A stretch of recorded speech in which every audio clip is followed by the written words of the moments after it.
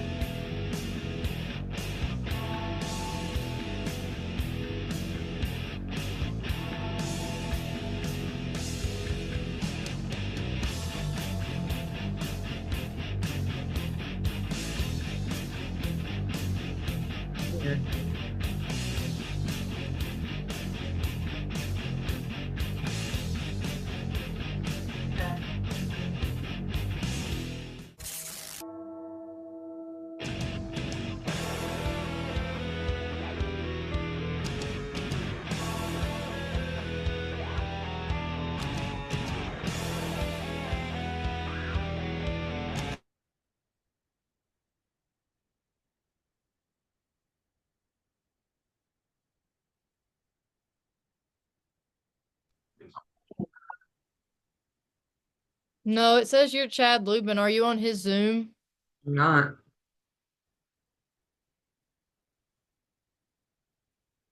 Let me try again. Okay.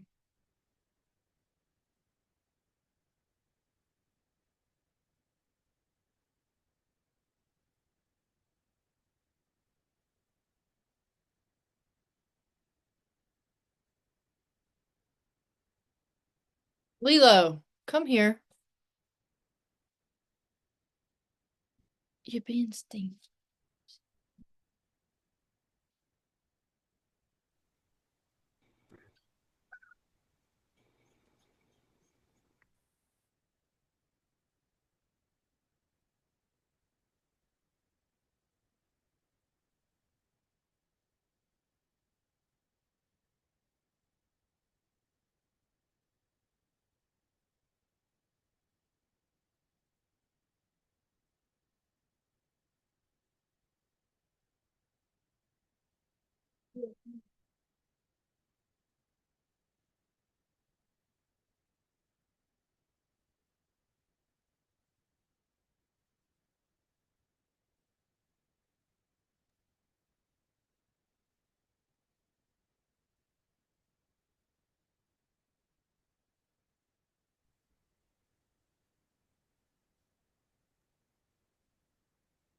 Hi, Kendra. We're just testing it, getting make sure everything's all good. Me too, and I'm on the road, so I want to jump on and blur out the background. So, Awesome. how are We're you gonna guys? be playing the countdown video first for about 2 minutes. That's fine. Yeah, and then Chad will hop on. Perfect. How's everything going? Good, good. Good. Yes, Good. ma'am. I also just sent you an email with a copy of the check and the tracking information that you should be receiving tomorrow. Awesome. Are you, so you're Katie?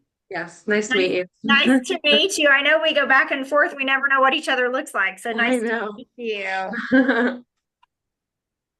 Are you new to Chad's team or just new to this role? um, I joined in December Okay. when Corey left. Okay. Perfect. Is she Yeah. doing good? Has anybody heard from her? Or is I spoke to her a couple weeks ago. She's doing well. good. She moved, getting settled in and, trying to figure things out. So And they things are going. relocated, right? They went somewhere. Yes. Where did she move to, Anna No, Marie? they didn't move far. Like Greenville or something like that. Oh, okay. Yeah. I almost called you Chad because your name says Chad. We're all Chad. We're all Chad in Oh, another Chad. body, right?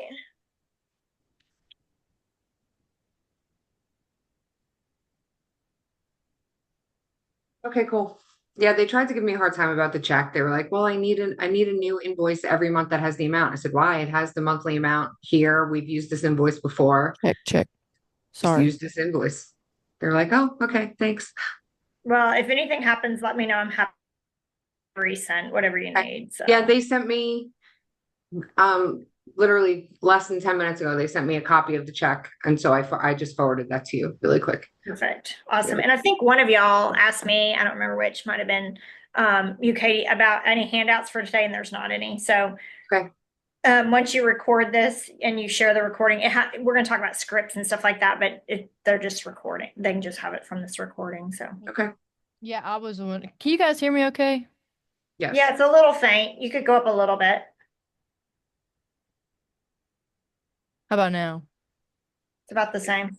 I might just have them clip this on because this mic doesn't even work. It's just for show. This is the mic so that y'all can hear me better like this. Yes. Yeah. Okay. Yeah, I'm the one that emailed you about the attachment. Handout. Yeah. Actually, I am while I'm sitting here, I'm going to send you something. It's the buyer intake form, which I'm going to talk about. So I'm going to send it to you right now. I'm sorry, I was speaking in Orlando this morning. So I'm actually borrowing someone's office. And so I am going to send it to you right now. Could you send me Okay. any attachments? This is you. Yes. So I'm going to send it to you right now. So you'll have it. Perfect. Because as soon as I get done here, I'm going to get back on the road and drive back to Tampa. I need to make you a good intro video. Been trying to make you a good intro video for the countdown. Well, You I did. will send you some more pictures, and I have some footage coming in now from different talks that I've been doing. And so I will start getting you some of those. I'll just forward them to you, and then you just use whatever parts of them you want. Yeah, that's great. Thank you. I've got another talk next week in Nashville, and I have a videographer coming, so I'll have some raw speaking footage and stuff like that for you. Perfect.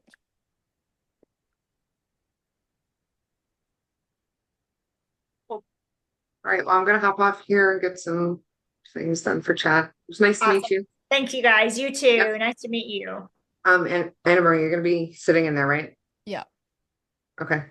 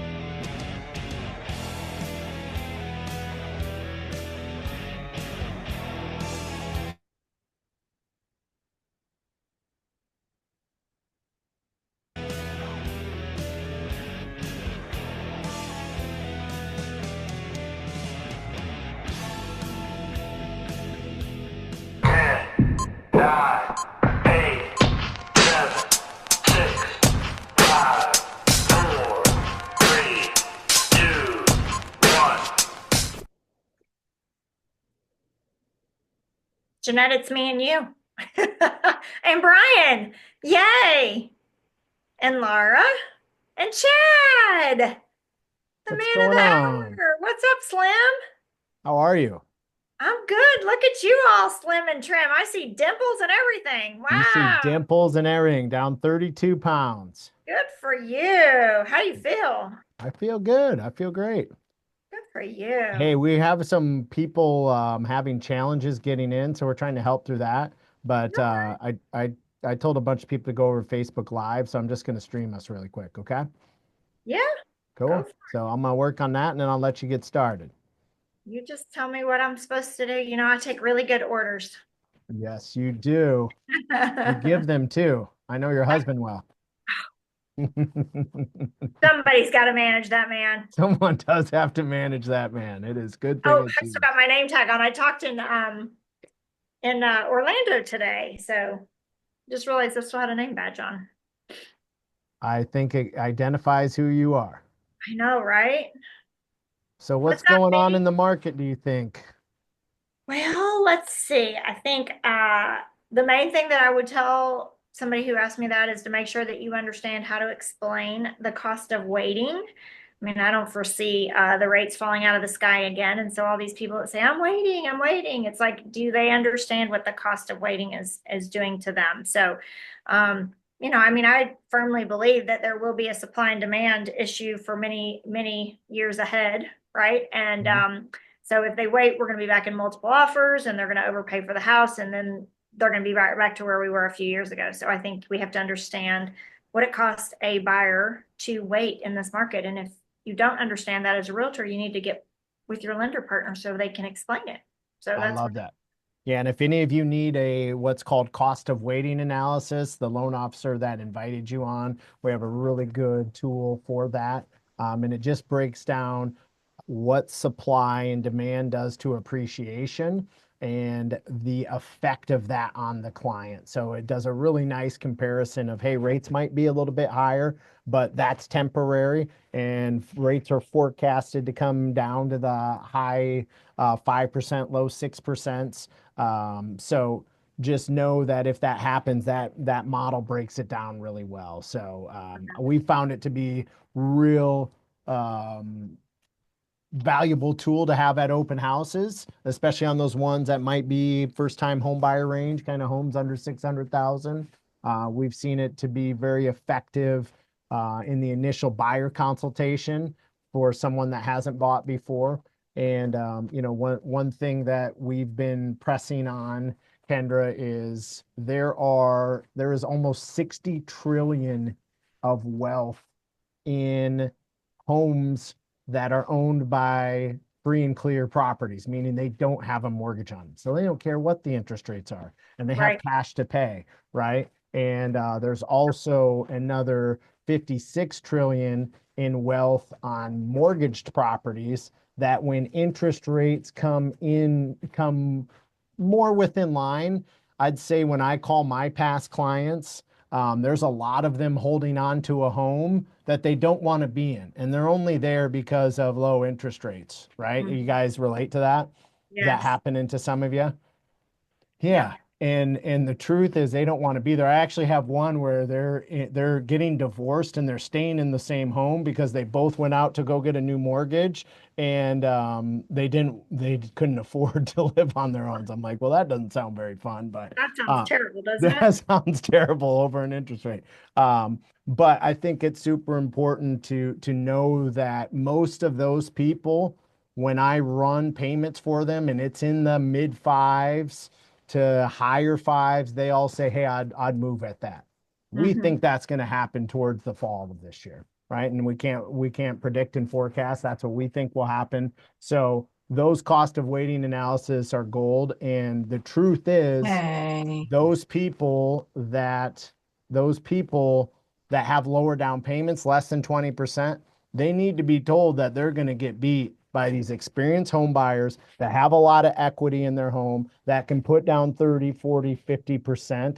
And not only that, they have the experience of negotiations. Absolutely. They have the past probably high performing realtor or lender that they've worked with in the past. They know they have to be prepared. They're more experienced. They have more money. They might even have better credit.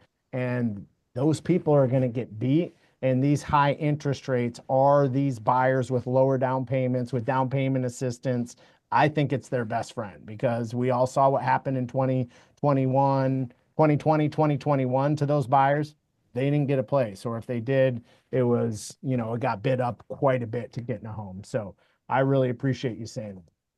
So we wanted to have Kendra on today. We know you all went through a big change last year. And some of my partners are saying it's still a struggle, and it's still hard to get a process, and hard to get the scripting down, and hard to substantiate your value to get paid fully as a buyer's agent, because many within the industry or buyers that are looking to purchase a home, they don't know everything you do. They don't know the 98 things you do on a deal.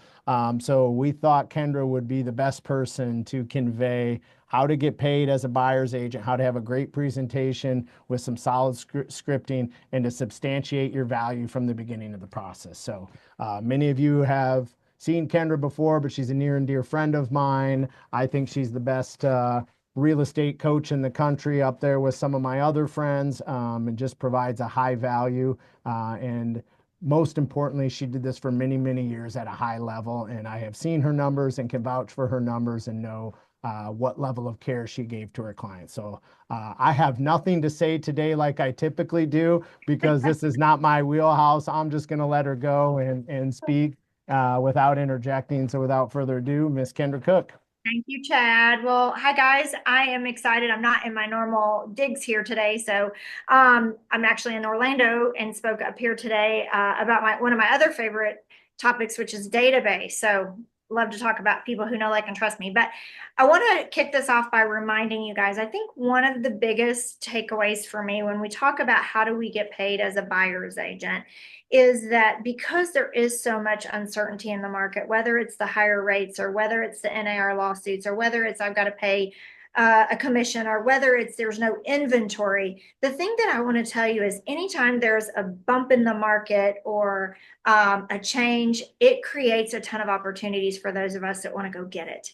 And so a lot of your competition right now has their head stuck in the sand, and they're like, if I just stay here for 6 months, the rates are going to go down in the fall and then I'll come back in the market. And so I will tell you, after every natural disaster, after every change in whatever market, there is so much opportunity if you want to go get it. So this presentation really today is about those of you that want to get paid in this market and then to continue the run, because you will take market share right now. So I think that goes without saying that if you're here today, you probably want to go get some market share, and I think I can give you some tools to do that. So let's talk about the issues that we're all still facing. All right. So we've got the first time struggle. Some of this Chad and I just covered: first time buyer struggle, down payment, and closing costs. Right. Then we've got buyers who don't want to meet to sign the buyer agency rep because they don't have the cash. Right. Then we have explaining how the commission has always been negotiable, and they're like, no, we never paid a commission. Right. So we've got to get over that hurdle. Then we've got to talk about higher interest rates. Okay. All of these things are really easy for us to overcome if we're prepared to do so. And then, of course, the lack of inventory. So what I want to do today is talk about changes that we need to make as a buyer's agent to get paid. And I'm going to give you some scripting as we go. I'm also going to give you some nuggets of things that I think needs to be in your buyer consultation package, so you can go back if you already have a I'm missing this, let me just add it. So it's not, completely revamping everything you have. It's just saying, can I take a tool or a tip or a script from this time together for you to put into your business to help you find some more deals and get them closed? So how does it start, right? How do we start this? How to get paid as a buyer's agent? And I think the main thing that, if you've ever heard me speak, I'm the crazy woman who has a system brain and a sales brain. And so my system brain is going to kick in for a second and say that you've got to have an intake form. Like from the minute the phone rings, you've got to be able to ask the questions to get the information to be best prepared for your presentation. Because I don't know about you guys, but many times I would get to a buyer consultation. They're like, well, we don't have any money. And I'm like, why didn't I ask that question? Or, we have a house to sell. I'm like, well, shoot, is it even on the market? Like, I would be squeezing people in, working crazy hours to take every appointment that came in when I could have spaced it out for 2 or 3 days. I think, when I say that out loud, it reminds me of like when we want to go to the doctor for a well visit. You don't call this morning and get in for a well visit this afternoon.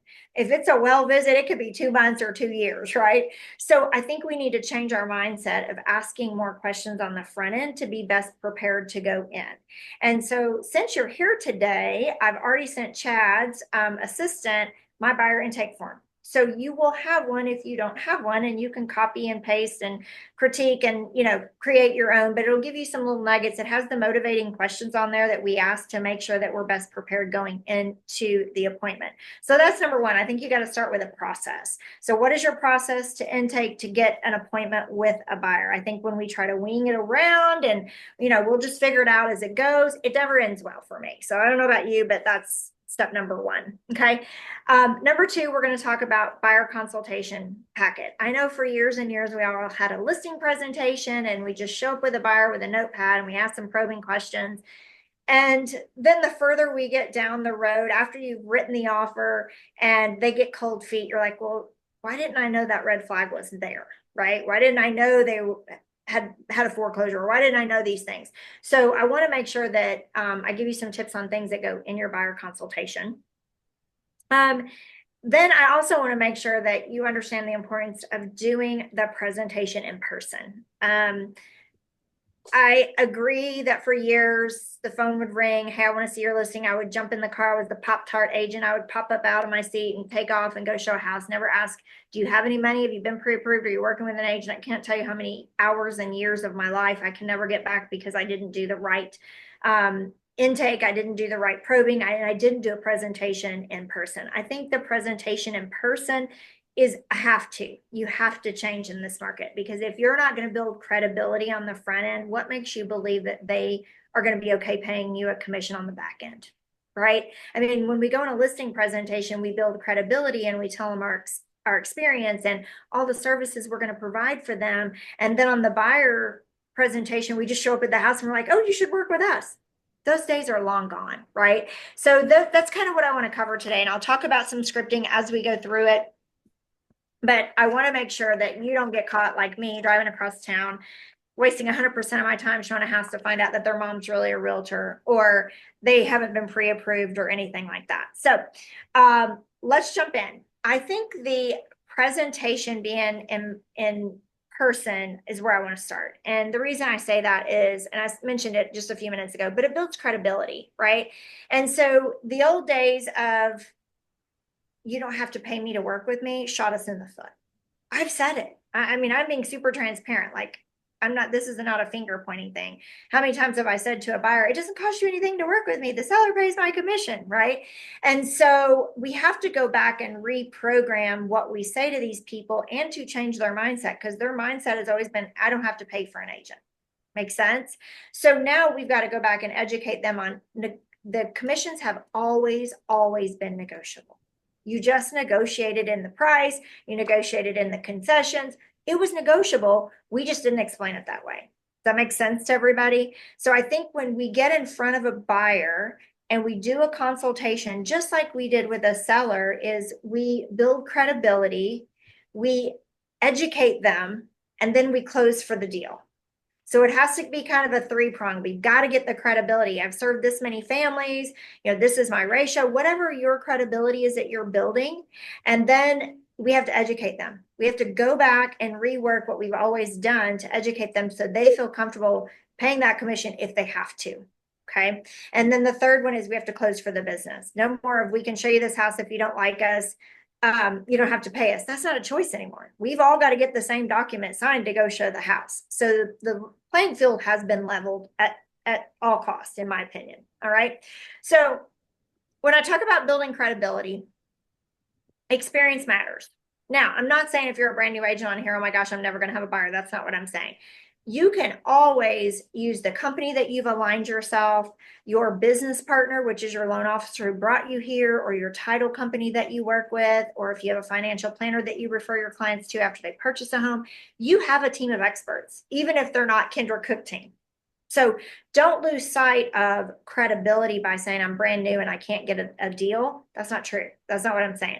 But credibility is I've served this many families. This is the company I choose to align with.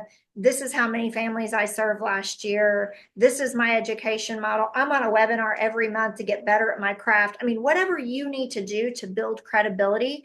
And let me tell you why that's important. When you get to the end of the presentation, you're like, oh, and by the way, my fee is X and I need you to sign this form. You got to be able, when they say, why do I have to pay? I've never paid it. You can go back to saying, remember, my 30-year experience, you're going to get somebody who's negotiated thousands of deals who wants to have a win-win-win outcome at the end, right? So the buyer's going to win, the seller's going to win, and I'm going to win. Is that who you want playing for you? That's what your 30 years experience, or your 20 years, or your 5 years, or your 10, right? So use that credibility to weave back in to overcome objections. That's what I'm trying to say. You guys have so much information, but we hold it so close to our chest because we don't want to brag, or we don't want to look at it in an inferior mindset or whatever, but we have to. In this market, that's what's changed. It's not I'll run and show you a house. You don't have to pay me if you don't like me. It's this is why you work with me, and you weave that back in. Does that make sense to everybody? If it does, give me a thumbs up. Perfect. Okay. All right. So then explain the business, explain the purpose of them hiring you. What are the benefits?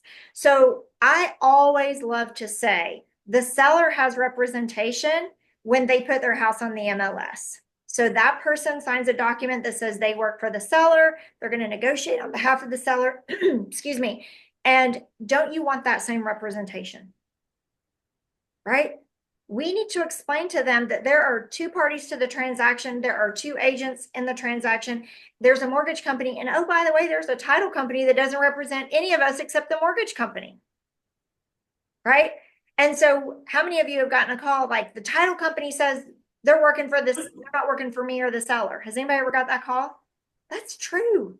They don't. They work for the lender. They execute the contract that we wrote. They don't work for us. They don't work for the buyer. They don't work for the seller. They're an unbiased third-party opinion to get the deal of the terms of that contract met. Right? Switzerland. I'm sorry? I call them Switzerland. Yes, right? So I just think that that's really important that we explain all of this in the presentation instead of waiting until there's a problem that arises and then they're like, and I'm paying you a commission and you didn't even address this on the front end, right? So the more benefits that you can explain up front, the more credibility you can build. You will use that throughout the transaction when they're getting cold feet. Listen, I've got 30 years of experience. I'm not going to let you make a bad decision.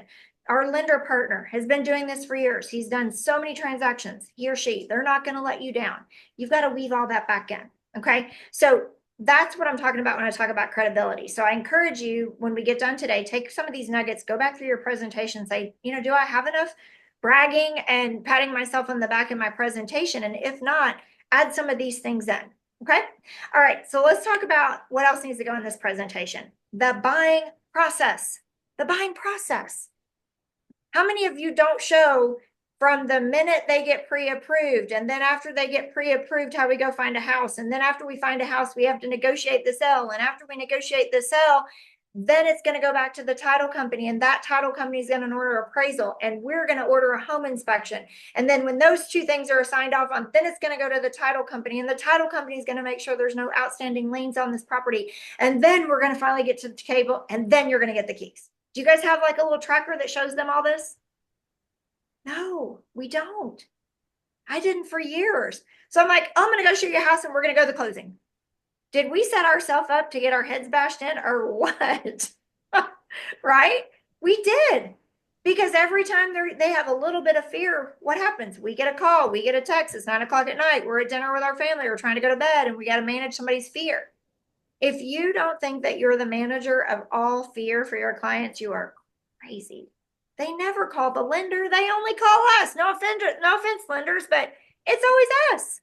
Can I say Right? something here, Kendra? Yes. This is so important. I'm so glad you're saying it because I had an agent. This was years back, but I was buying a house, but it was my first home with my wife, right? My wife, Kristen and Kendra are near and dear friends, right? And they skipped this step, right? And they figured because I'm a lender and I do this every day that I know everything and every step that you all do. I don't. I truly didn't. I didn't know about the attorney review after the inspection, and they didn't connect those dots, right?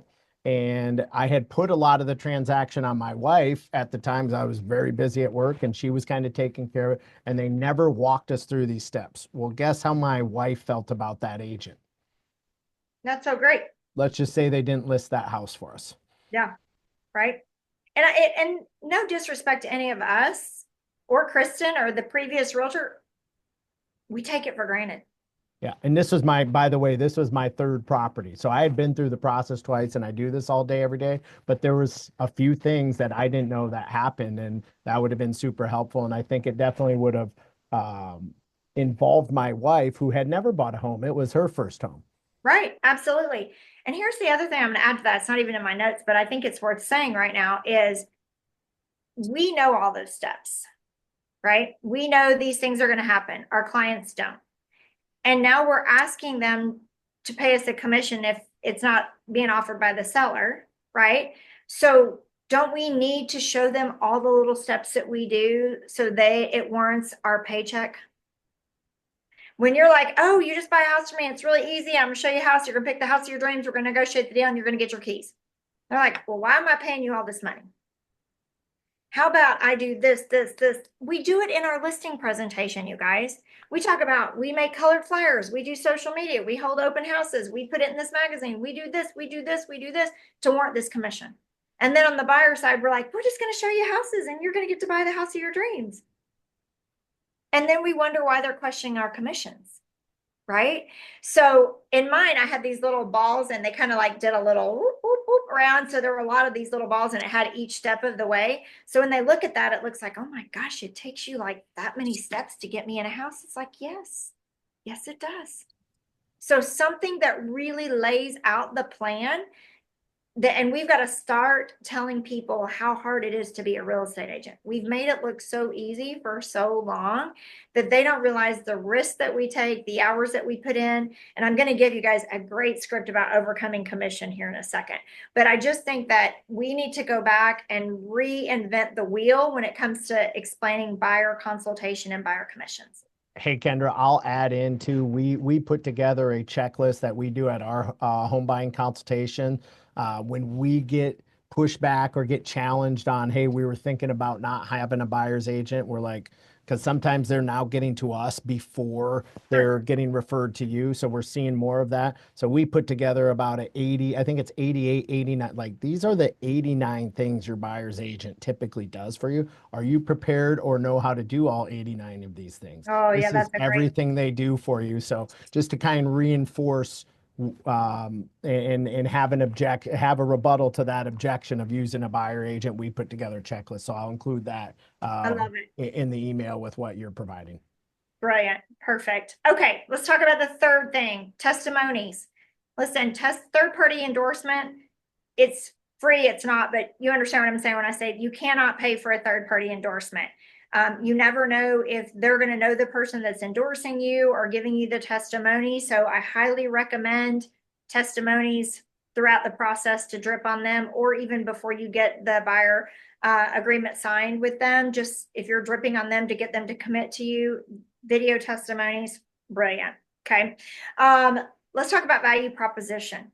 Value proposition. What is your value proposition? Why am I going to list with Jeremy? Or buy with Jeremy? Why am I going to buy with Lisa? Why am I going to let you help me, guide me through buying my biggest investment? What does that look like? Right. And so when you start thinking about value proposition, here's my words of encouragement. It should be all about them. We've already told them who we are to build our credibility. So I ask people their value proposition, people that I work with across the country, and they're like, oh, I've been in the business this many years, blah, blah, blah. I'm like, no, that's credibility. Well, I serve this many families. That's credibility. What is the value proposition that you want them to hear? Why should they work with you? Okay. I'm going to give you guys a funny, it's not funny, but it is funny because I put it into AI just because I thought it would be fun to see what AI says. And so I told them I wanted it to focus on their needs, a plan to get them what they want and they need, and the benefits that we offer as far as saving. Here's your tips: time, money, and effort. Those are your three things that you want in your value proposition. We are going to save them time. We are going to save them money by working with an agent. And we're also going to save them the effort that they're going to have to put in driving around looking for houses or walking through a bunch of open houses, right? So I put it in AI and this is what came out. Unlock your dream home with my expert guidance. As a licensed buyer's agent, I navigate the real estate market complexities for you, ensuring a seamless transaction, tailored recommendations, and exclusive access to properties, all while safeguarding your interests, saving you time, and securing the best possible deal for you. Short, sweet, and to the point, right? So make it your own, but I just thought it would be interesting to see what would AI, if I put that, those three things that I said to you guys in, that's what I got. Now, I added this to the end of it, so you can take this too. I charge blank for my services if the sellers are not offering a compensation to a buyer's agent. What that means is they have someone looking out for their best interest in the transaction, but they are not willing to pay for you to have someone that leaves you exposed. Right? So 2 scripts there, 2 value propositions. If you go with the first one and then they say, yeah, but I have to pay you for that, there's your rebuttal, right? Yes, they have somebody looking out for their best interest and they're not willing to pay for you. So will you be willing to pay to have your assets and your income and this money that you're going to invest protected by having your own representation? Okay. So take that for what it's worth, but that's me and AI, a little combination there. All right. Okay. So let's talk about commission, because I think that is the biggest part of struggle right now, is dealing with the buyer's agent. Now, it depends on the market. It's crazy. I was here in Orlando today, commission on a couple of one-on-one conversations came up. One lady was like, I have no problem in the luxury market. People are going to pay. It's no big deal. And then I had somebody else that was saying, I work with a lot of VAs and they can't roll it in the loan. And, they don't really have the cash. That's why they're trying to go VA and they're getting knocked out of multiple offers. And so I had 2 totally different conversations today.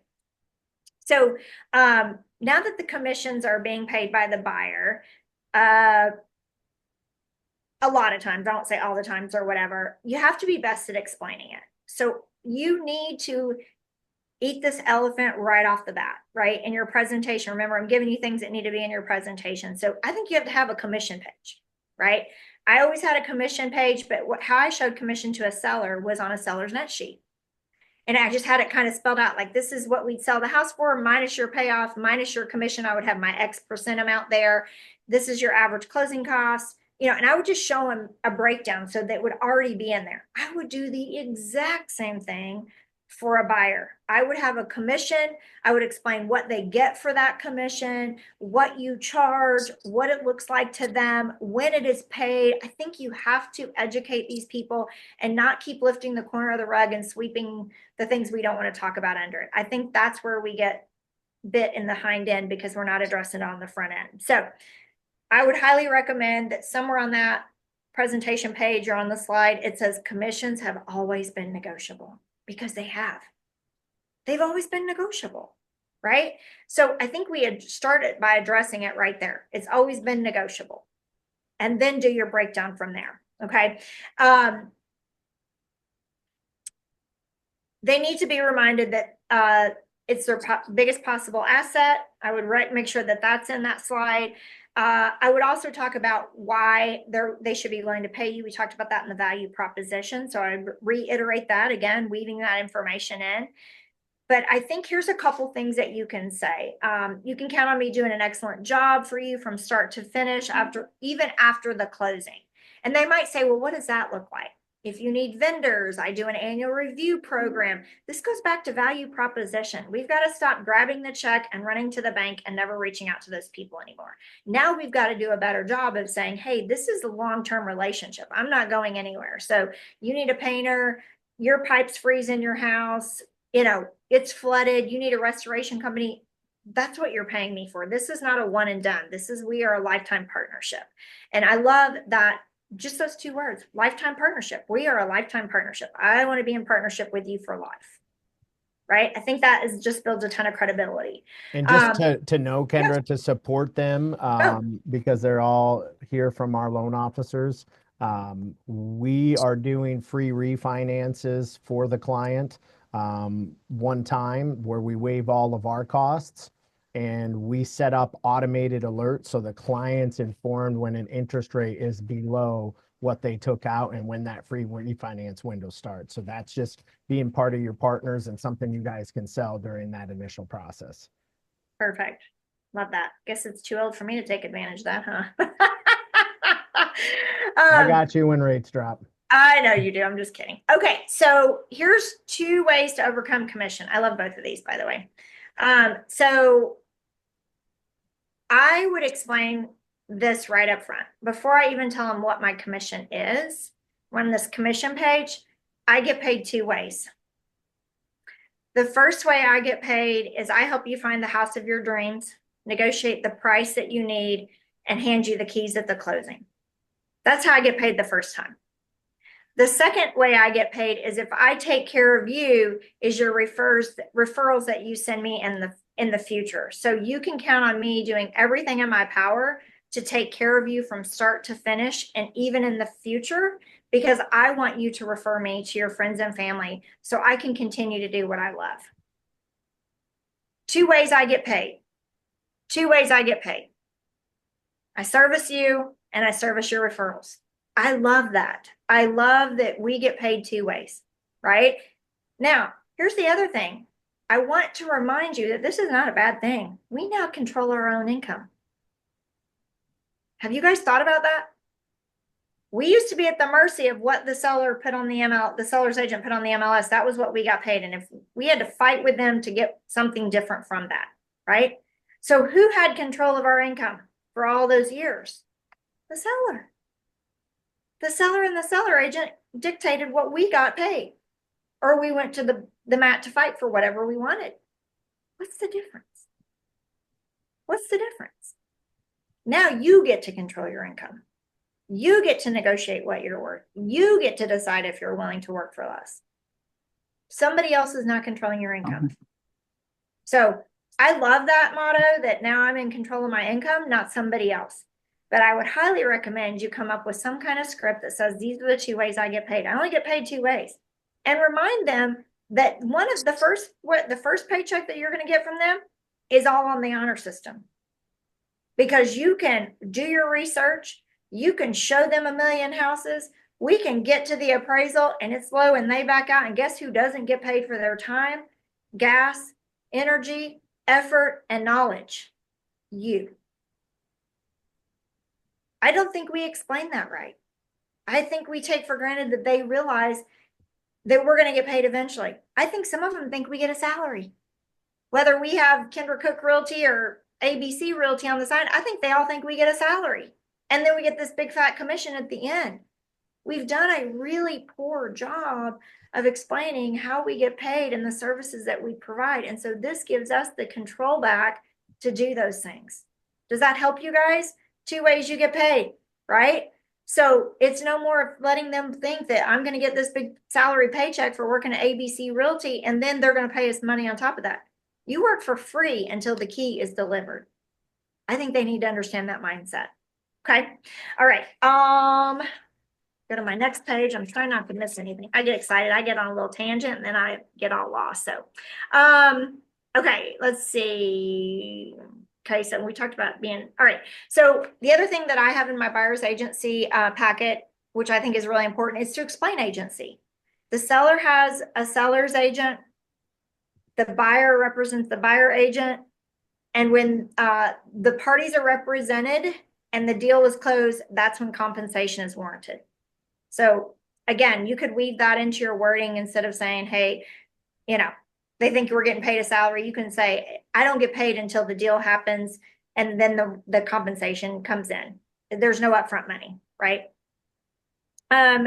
let's see. The other thing, I said this a few minutes earlier, but I think it's warranted to say too, that the seller has representation, the buyer has representation, and the closing title company, wherever state you're in, if it's an attorney or title or works for the lender. So they understand that they don't get there and think, oh, everybody works for the seller. I'm out here on an island by myself. No, that's not true. Right.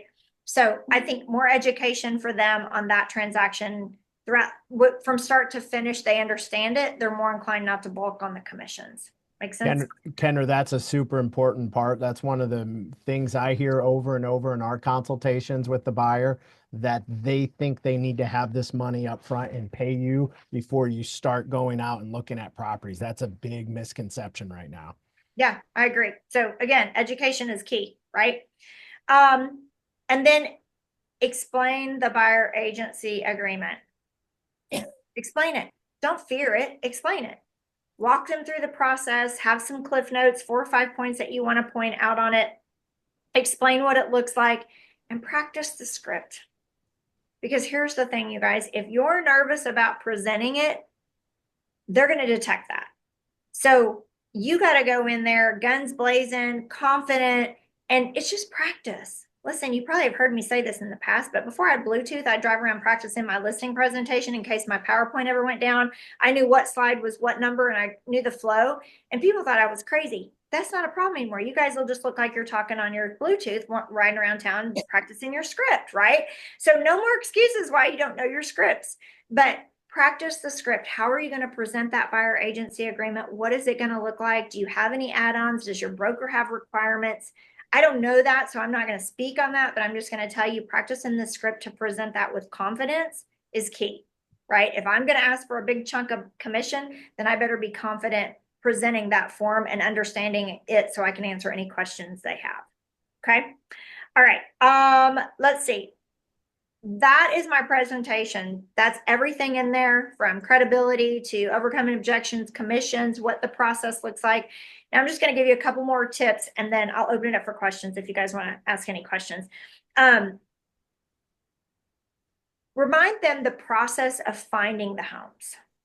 Somewhere in there, whatever that looks like, because like in the listing presentation, we talk about we are going to market the house, we're going to do an open house, we're going to do this, we're going to do that. So what does that process of finding homes look like? I think this goes back to the little wheel thing that I was talking to you guys about, is we make it look so easy. Oh, we'll just set up a drip campaign, and when the houses come on the market, they'll just come to you. Don't forget to tell them about, we're calling other agents, we're looking for off-market properties, we're networking, we're going to breakfast clubs, we're holding open houses, trying to get, listings for our buyers. I mean, there's a lot of things that we do for these buyers that we ignore by not putting them in our presentation, showing them what does it mean to go help somebody find a house. It's not just MLS anymore, right? There's so many other things. If they're an out-of-town client, what are you going to do? I can go preview your houses, do a walkthrough, video it, whatever. Right? So don't discount the point when you're going through your presentation to make sure that you talk about that. Also, the time that you save them. The time that you save them. If they get access to an MLS, which there are many places that are starting to share access with their MLS with the public, that used to not be a thing. But do they have time to sit in front of the computer every night? I mean, what's their time frame? Right? Do they know how to network with the other agents to see what properties are coming on? Do they know what builders they should be going to see that fit their needs? There's a lot of time spent there that I don't think we talk about either. Okay. And then the last thing I will make sure that I remind you is negotiation. None of us talk about being master negotiators. None of us. Go read Split the Difference. Go take a YouTube video. Go to a negotiating class. Just so you can say, hey, I'm a master negotiator. And I always say, I said it earlier, I say it all the time, I'm all about the win-win-win. There is no win-loss if I negotiate for you. That's not how I play. I don't care if I'm playing for myself or somebody else. That just doesn't feel right, right? I want everybody to win. So my ultimate goal is we negotiate the deal until we can't negotiate anything more, and we all come out feeling like we won. Okay. So I think negotiation is a big thing that you guys should definitely have in your presentation as well. Hey, Kendra, hey, Kendra, Yeah. I think one thing also that you mentioned that I just want to drive home again is there are so many times you guys find a property through your network, through the private network, maybe through working your other agent or builder relationships on a property that doesn't hit the MLS. I know I find it just pops to me when an agent has that testimony in their presentation of clients that they found a property for that never hit the market. Like my home right now was all a private deal, never hit the open market. And it was all through my agents' handshakes and relationships and just knowing what's coming to market. And he grabbed it before it even hit the market. And we gave them everything they wanted, and we wouldn't be in our home right now if it wasn't for his network and his relationships. Love that. Yeah. All the different testimonies. If you can get a first time home buyer, if that's your market, you need a couple of those. If it's a luxury, if it's an off market, get 2 or 3 different testimonies that hit those highlights. I think that's great in your testimonial page. Last couple There's things. something about a resume too, just something like, hey, these are my clients and this is their phone number. If you have a couple raving fans, I would do that for Phil, who's my agent here in North Carolina. If he said, hey, I have this client, can you tell them what I did for you to get you in your home? I'd be happy to talk to him. There's just something when that's on there. I don't think a lot of people go through with the reference, but just having that and having a resume is very professional and I think effective. Third party endorsement. We talked about it earlier, right? Yeah. Can't pay good money for those. A couple last things I will tell you is partnership with your lender. I know these guys don't ever ask me to say anything, but this is true. When you can partner with somebody that can elevate you in those conversations, especially if they're still on the fence and they're going to go get pre-approved and one of your preferred lenders, whoever invited you, says, gosh, it's been a great working environment with this person, the agent. Every deal that comes to me, I am just wowed by the fact that their clients return. It's their second or third purchase with these people. So I think, when you can partner with somebody and you have that continuity, it is killer, killer, killer. They also need to be able to help you explain the cost of waiting, which is how we started this whole conversation today. I don't think if they don't have some marketing materials that I could work with them in this market right now, I think you have to be able to explain it and they have to be able to reiterate the cost of waiting. They will also help you find referrals. So I think that's a big part of our listing or our buyer presentation and consultation and partnership. Got to have some really good people.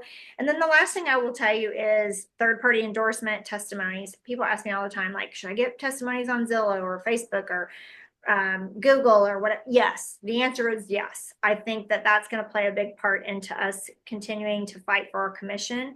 And people are going to go online and search. Like if they know they've got to pay us, they're going to be looking for endorsements and reviews and making sure that, hey, is this person really worth it? And I think that's an easy, free way to get third-party endorsements. So if you're not really fighting for those right now, run some contests, ask some people to help you with that, build up your credibility with testimonials and third-party endorsements so you can make sure that when people go to look for you, they can find you on the internet. So that's really my presentation. I guess just to wrap it all up, I think that there's plenty of business for all of us. I don't fear it. I hope you guys aren't fearing it. I hope you took something away today that will allow you to go get a couple more sales or something in the new year. But I think the time to hit is right now. The time to strike is right now, because I think there are so many people running and they're hiding. And use your presentations and use your connections to get out there and find these people before everybody gets hungry again and jumps back in the spring market. So I'll give it back to you, Chad. Hopefully this is just, and I'll open it up for questions. Really, guys, what she has laid out, this is old school sales, back to fundamentals, and it's sales 101, right? Take the objection away, put it on the table. Don't run from the objection that they might not sign and they might be scared of paying you a commission.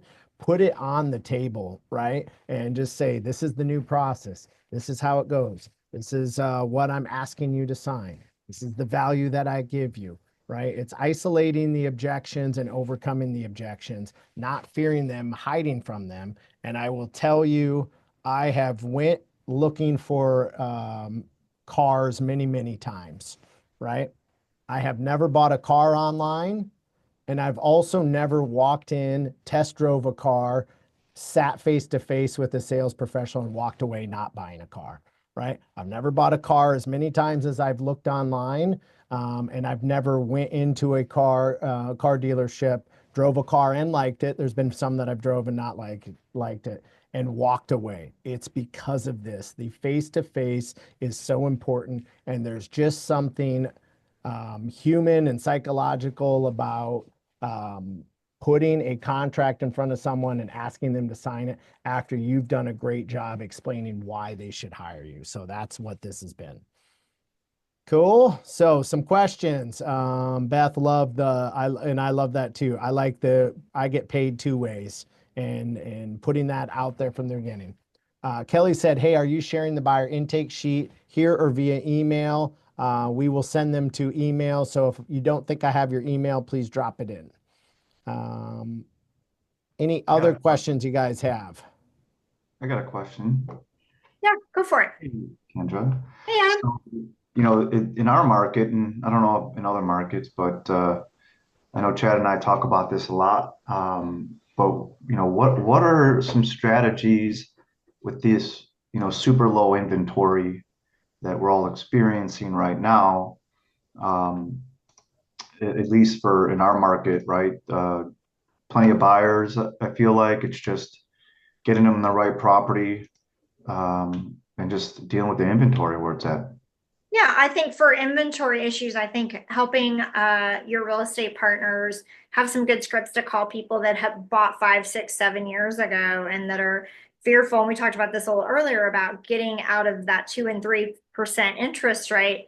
And something, whether it's media or somebody's told them, it's just better to wait, right? So maybe I would say help your real estate partners get some scripting around calling their database, because a lot of us are like, oh, I don't want to call them because I don't know what to say or I'm not comfortable. But I think if we could show people that, hey, you can be the bigger price, if you're going to move up in price for a bigger house, you're going to get a bigger tax deduction. Yes, the payment's going to be a little high. Now you guys have this offer that Chad just talked about, the refi. You can offer them that. And then also the cost of waiting, like multiple offers, driving the price, overpaying, not to mention you're waiting on getting into a dream home or a better home and your family's suffering. So I would say for you, Adam, as a lender, educating your realtors and helping them with some scripting to get back in their database and make these calls now for the spring market to help them loosen up some inventory would be huge. What about also if your lending partner called mutual clients that they've both worked with together and said, hey, I know that you have this amazing interest rate and that you probably are feeling like you don't want to move. Do you want to look at some numbers? Like, have you thought about moving at all? If we could get you in a decent interest rate and get you into the place that you really kind of want, would that be of interest? 100%. I think that's super smart. Yep.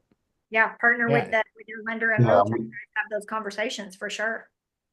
If you're working with someone on this call, they do that every Thursday. We go over an approximate value that we get from Black Knight Data Valuation. We tell them this is about how much equity you have. This is how much money you have sitting in your home. We all think as sales professionals that the homeowners know what to do with that money. I'm here telling you guys, they do not. They don't. Right? We see so many people that have $100,000 of debt and they have $200,000 of equity in their home. They're paying 26% interest rate on their credit cards, and they have all this money sitting here doing nothing that they could borrow at 7.5%, 8%. Right? So, and to Stephanie's point, we make those calls every Thursday. I see so many people, guys, that their only option is to sell their home because they have accumulated so much debt through these last 3-4 years with record high inflation. There are a lot of people, they just need to hit the reset button, sell their home, pay everything off, maybe put 5% down on a new home and start over. They're holding on to this false sense of comfort and hope that this magical 3% interest rate they have solves all their other problems, and they have a lot of them. And I see it 2, 3, 4 times out of 30 calls that I make every Thursday that we have that. So yes, your lending partner should be doing that. And if they're not, then you need to work with someone on this call, because I train all of our sales staff to do that every Thursday. Go ahead, Helen. Good to see you. Same here. I actually really love this, Kendra. And I think going back to basics is great. I've been doing this for a long time, and I really think explaining that we take all the risk I'm sorry, I am in the middle of something. with the transaction because we put our time in, we put our money in, we put all that in, and I always explain it like that. So I just love hearing it from you and kind of reinforcing what I do. The other thing that I wanted to say to the gentleman who wanted to know about inventory, I think right now is the time to network. I mean, I'm out there all the time, almost every day with some kind of network, be that my Rotary Club or be that my, I don't know, my business club or whatever, and asking everybody if they have anything that they want to sell. And a lot of times it comes up that they do. Yeah, Awesome. I'll say, Helen, we just had in our coaching call for our coaching program, we had one of our agents that's a coach. He's called every single realtor around the LA area and offered them a higher split because of the complication they're having with the fires. He got 6 buyers from paying the agents more in LA that are moving to his area just from that networking. So we want to like go out and help people in our industry and people from the fires networking out there right now. It sounds like it's paying a lot of dividends to several agents. That's Yeah, and awesome. I think it's always better to split something than to have 100% of nothing. And a lot of agents forget that as well. We have to work together. So I'm opening up more to my network here. We have all those agents. Like I said, we have 450 agents, and I want to work with as many of them as I can to kind of move things forward. And I think that's what I mean. You know, relationships right now are important, and we need to leverage them. If that's our grandmother, our neighbor, or our agent friends, that's what I feel. Kendra, you got any tactics for them there of just past success of working with out-of-state agents? Yeah, so out of state agents is more like a drip campaign, right? I mean, it's a long term, unless you want to call. But then where do you find the list? If you don't know them, like cold calling agents, let's be honest, do any of us want anybody cold calling us? Not really. So I would say working people that you know, or if you have if you're with a brand, that has conventions and you've met people, or you're active in a realtor association and you go at a state level or whatever, definitely network. But I think it's more of a drip. I think better suited is what Helen was saying. Look at your CPAs, your financial planners, your Rotary clubs, your business people, your friends, your family that we all take for granted that they're doing, that they know what we're doing, and just reach back out and remind them how important it is for them to keep you in mind. So I think that's a big key for that. Steph, you got a question? And then Lisa's got. Yeah, I was just going to say, the other thing that I have found has really made all the difference in no matter what we're dealing with, right? Whether it's, helping explain something to a buyer or giving them peace of mind around the lack of inventory.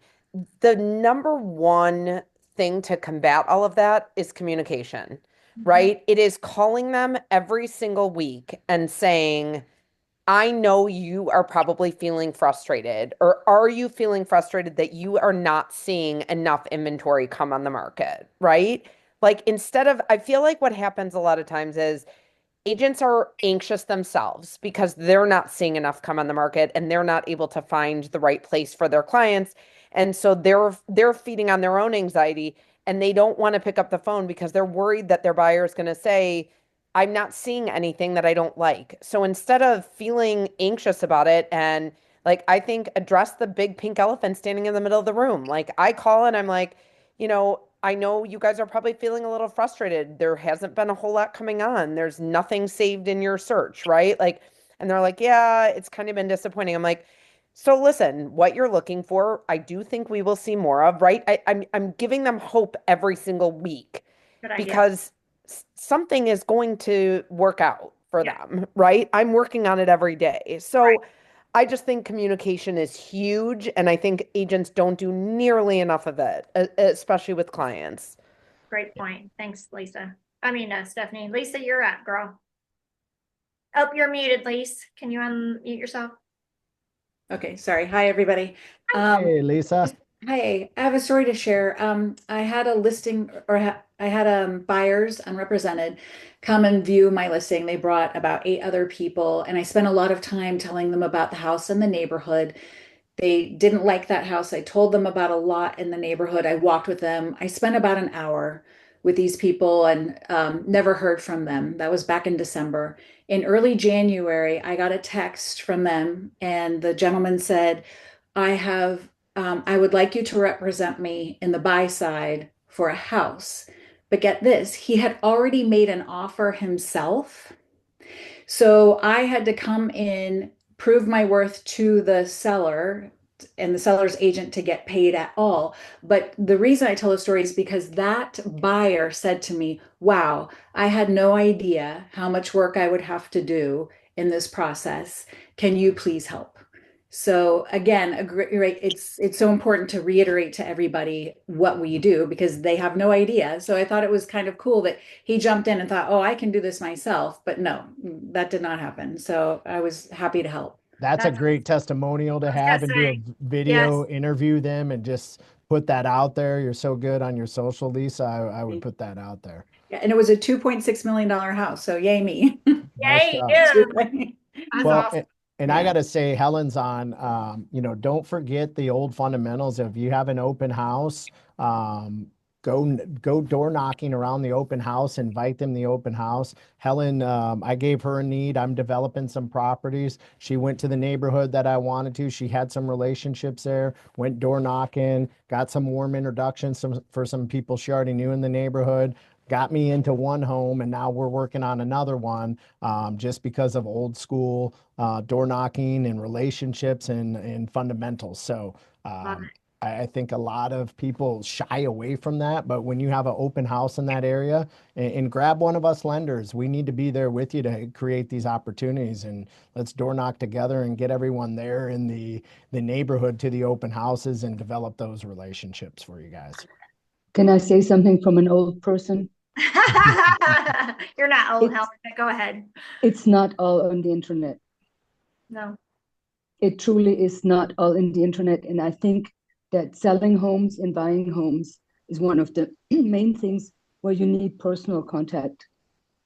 I mean, during COVID, how many people bought homes where they didn't meet you and that kind of felt weird and they're maybe not happy with the end result. So I think this is the time to really, dust off your social skills, but in reality, not online. That's just, like I said, from an old person. I Love it. love it. Ryan, did you have a question? No. Yeah, can you hear me? Yes, I got you. Go for it. Okay, perfect. So one thing that I've done, well, since the new NAR rules came into place, and I'm not sure if many agents have done this, but I've really kept track of all my stats on negotiations for having the seller pay the commission. We all know that commissions are negotiable, and in the past they've typically been paid by the seller. And that's kind of how I start my little spiel out with all the buyers that I work with. But also, I'm weaving in what my stats are during the negotiations of having the seller end up paying the commission anyway. And it's 97%. Wow. So, and I think a lot of buyer agents have a high rate like that. I'm just not sure that they're promoting that. And I do that in every buyer consult that I do. And it really does take off for lack of a better term, I guess, the sting from the buyers, knowing that more than likely they're still not going to end up paying the commission, even though that's all they've been hearing for the past 6 months. Buyers have to pay the commission now. Yeah. Yeah. I think that's brilliant. Great. So that may be something else you want to put in your presentation when you're making it is, hey, I have this stat. You have to sign this form and you have to agree to pay it if I can't get it done by the seller, but here are my stats. I think that's great. Thanks for sharing that, Brian. That's awesome. Yeah. No wonder you guys had a record year last year, Brian, Yeah. in the down market.